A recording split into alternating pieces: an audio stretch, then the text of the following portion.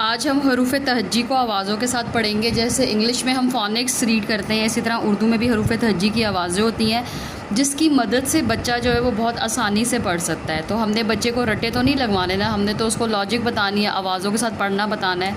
तो जिस तरह अलिफ़ की आवाज़ क्या होगी, अनार, अनार, आई है ना अ की आवाज़। और अलिफ़ मद आ की आवाज़ जो होती है वो 2 अलिफ़ के बराबर होती है, आ। तो इसको हम क्या बोलते हैं, आम, आम, आज, आज। या अलिफ़ कोई लंबा खींच दें, ऐसे करके इसको बता दें।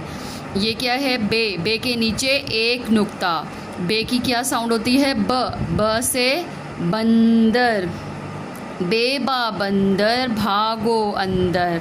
पे के नीचे कितने नुक्ते होते हैं, 3 नुक्ते होते हैं। इसकी निशानी बताने के लिए आप बच्चे को ये भी कह सकते हैं कि पे से क्या बनता है, पा।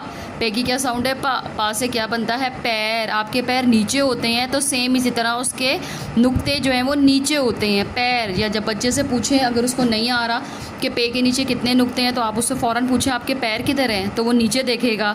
तो आप उसको एकदम जो है वो इससे याद आ जाएगा कि हाँ मैंने इसके 3 नुक्ते इसके नीचे डालने हैं। इसकी क्या आवाज़ है, पा, पत्ता। ते की क्या साउंड है, ता के ऊपर 2 आँखें, ता के ऊपर 2 आँखें। ये तो आँखों से उसको फ़ौरन याद हो जाएगा। आप उसकी आइज़ को जो है वो बताएं हाथ लगा के, ये आपकी 2 आँखें हैं। इसी तरह ते की भी कितनी आँखें हैं, ता की 2 आँखें, तारा, अरा, तारा। टे के ऊपर टोपी, जैसे हीरे मोती। आप जब बच्चे को ये बार बार रिपीट करवाएंगे तो वो उसको आराम से याद हो जाएगा। अब पे और स में, प और सा में बच्चा बहुत कंफ्यूज होता है। से, सा, सम्मर, सम्मर। तो प की निशानी मैंने आपको बता दी है कि पैर, पैर किधर होते हैं, नीचे होते हैं। तो नुक्ते उसके किधर आएंगे, नीचे आएंगे। और स के नुक्ते किधर आएंगे, ऊपर। ये था बे का ख़ानदान। बे के ख़ानदान में टोटल कितने लोग होते हैं, उसको हाथ से बताएं। टोटल 5 लोग होते हैं। अब नेक्स्ट किसकी बारी आ गई, जीम के ख़ानदान की। जीम की इसकी पहले मैं आपको साउंड्स बताती हूँ और फिर रिकग्निशन बच्चे को कैसे करवानी है वो बताती हूँ।